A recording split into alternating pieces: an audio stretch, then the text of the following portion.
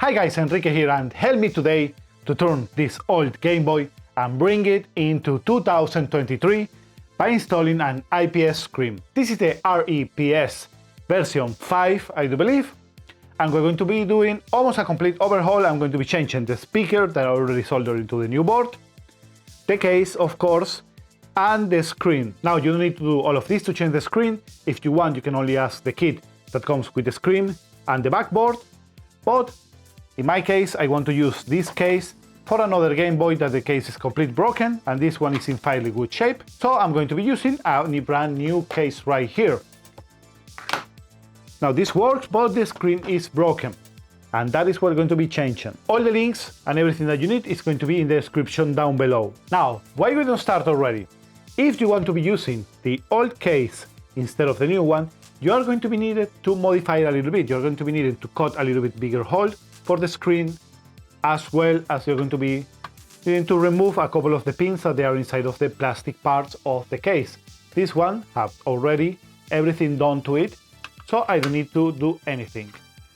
And the only difference that you can see right here is of course the Nintendo Game Boy. Maybe you can buy a sticker or something. And right here on the back, the sticker as well. Maybe I take it out and set it up right here. I don't know. So, let's begin. First of all, of course, if you have any batteries inside of your Game Boy, you want to remove them, so you don't have any power into the board itself. Now, to disassemble your old Game Boy, you're going to need two different types of bits. One of them is a security bit, that is with the 3 parts, for the outside, and the other one is a normal Phillips for the rest inside. In the outside, you're going to find 6 screws right here, 1, 2, 3, 4, 5, and 6. So don't forget to remove all of them. I have already made a little bit of the work on the past and tried to make the video. They work really good. So I have already some of the screws already removed beforehand. Now, if you're going to be using the same case, don't forget to save the screws and don't mix them with the ones from inside because they are different. So open it up, and you have to be careful right here with this ribbon cable that you can see inside. It's a little bit difficult to see. What I recommend you guys is to turn your Game Boy like this and be really careful. You want to pull this cable out. You're going to need to be making a little bit of force, but don't overdo it because you need to reuse this board right here. Now the front board you don't need it at all. Only if you want to reuse the speaker, because normally your kit is not going to come with one. Mine, I buy a new speaker, it's a little bit smaller, and I already soldered it into the new board. Now, if you want to use the old one, all that you have to do is to desolder these 2 cables right here and put them into the new board. It's something really easy to do, guys. Now, this board right here, the back board, is what we are going to be using. So you want to unscrew it from the back of the case, and once that is done, only have to carefully, not to break any connections or anything, take it out. Here it is, DMG CPU, Japan Nintendo. Now mine is already fairly clean, but if yours is a little bit dirty, I recommend you guys that you clean especially the pins right here and some parts of the board. This one is okay, so I'm going to leave it as it is. Now on the front, you need to remove all the buttons, and for that you need to remove all of the screws that you have, so you can remove it and take out all of the buttons that you see on the case if your case doesn't come with new ones. Now unscrew all of them. Like I say, I already prepped this before, so this is not going to take too long. Who have thought in 1989, as you can see right here, that this board was made, that someday this Game Boy is going to have a color screen and backlit. That is one of the best things about changing this kit, is that it have a backlit. So any screws that I'm missing? I don't believe so. A little bit of a force, I don't recommend you too much. And you can take it out of the case, leave it on the side. Maybe you want to use it to sell it, anything, for parts. And in here you want to take all of the rubber parts and the buttons itself.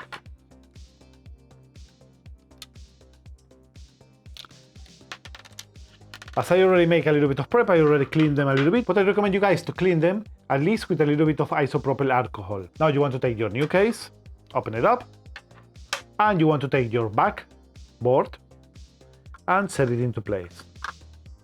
Be really careful with the cables of the sound card right here, and as well as the headphone jack, that everything come in place.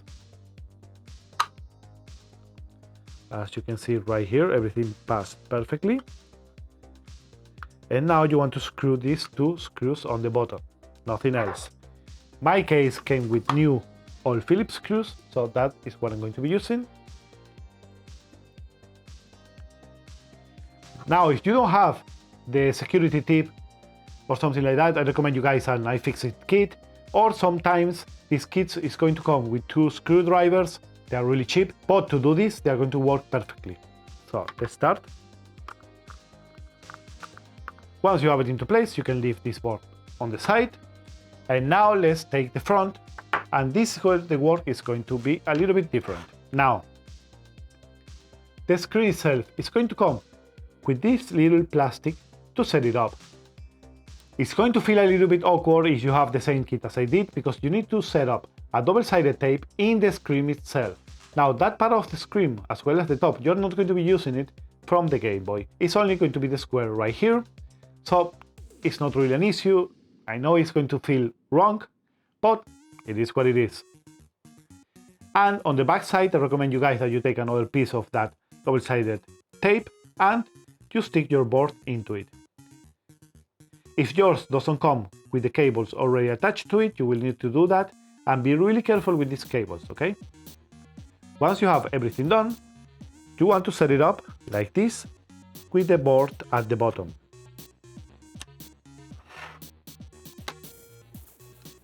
Now, maybe you can see it better like this. Now that that is done, I recommend you guys to set up all of your buttons first. Well, and don't forget the rubber parts. Without this, they are not going to work.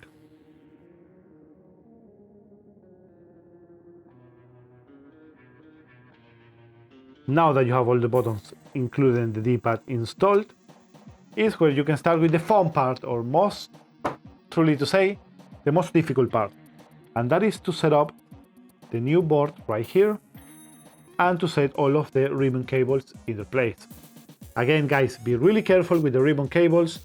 They are really finicky, to tell you guys the truth, and they are going to be breaking if you are not careful, and you're going to need to order some new ones. And if you break the connector, you're done. You need a complete new board. Now, take your board, set it into place. If you change the speaker, you want to set it first, like myself, as I did right now. Now, before you attach this cable, I recommend you guys that you set up a couple of screws into the board, just to, what is going on today? To secure it into place. You don't need to set all of them, just a couple, so the board doesn't move around. Now, when you have your board secured into place, so the buttons are not going to fall, is that you can open this really tiny tab right here. I hope you guys can see it. And you want to set your ribbon cable inside of there. It's something really careful, really difficult to do, especially when they are so small. If you need, you can use some tweezers to help you out, but be careful not to break it.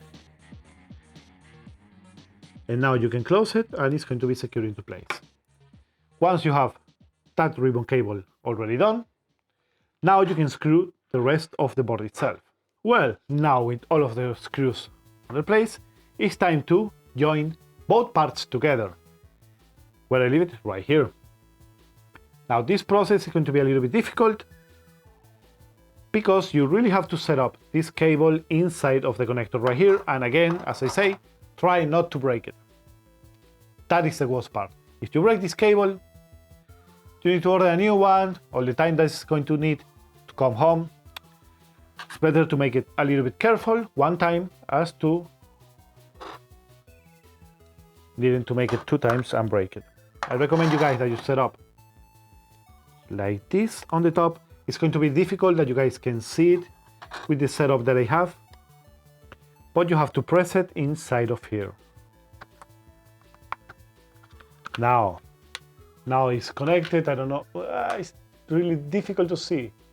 You can see it right there. I hope so. Now you can piece both pieces together, and don't forget, I forget about something. Where is it? In the old part. The power button, really important. Normally I hope you guys don't forget as I am, because now it's a little bit more difficult to set it up. But anyway, now all that you have to do is to screw it back together, including the 2 screws that come inside of the battery compartment. Now, one thing with my model list is that the contrast wheel right here, and as well work as a button with the new screen, is a little bit stuck.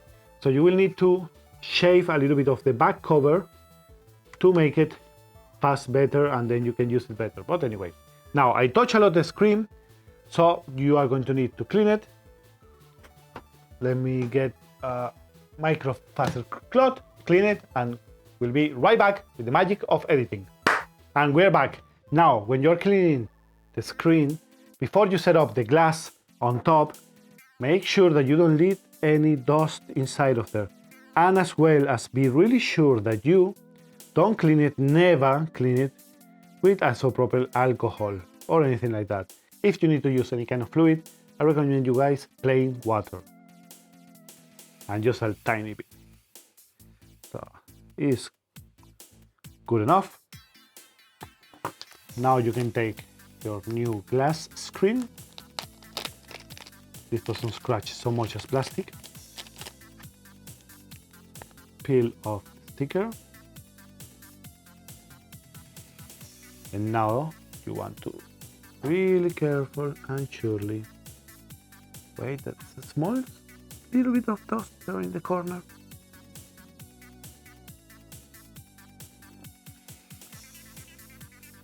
Now it's better. Now you want to place it in your game. And that is all done.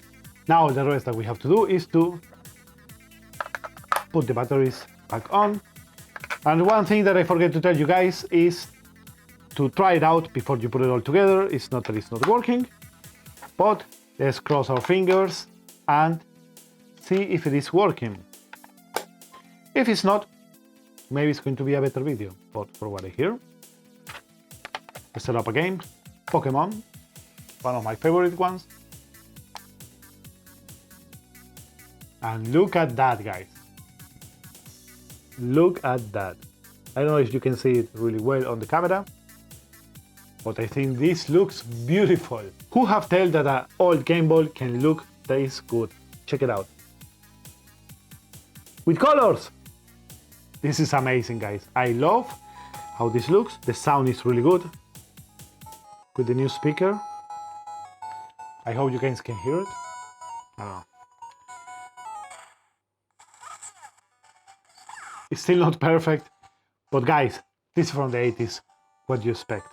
And now all that you have to do is to enjoy your new Game Boy, guys. Not new, but almost. Now guys, if you enjoyed the video, don't forget to drop a like into it, so I know that you guys enjoy this type of videos, and I will do some more things on retro consoles, like for example restoring old systems or try to repair them. And subscribe to the channel if you want to see more content like this one, tech tutorials, reviews, and a lot of stuff more. Thanks for watching, guys, and like always, see you guys on the next time. Bye bye. Bye bye.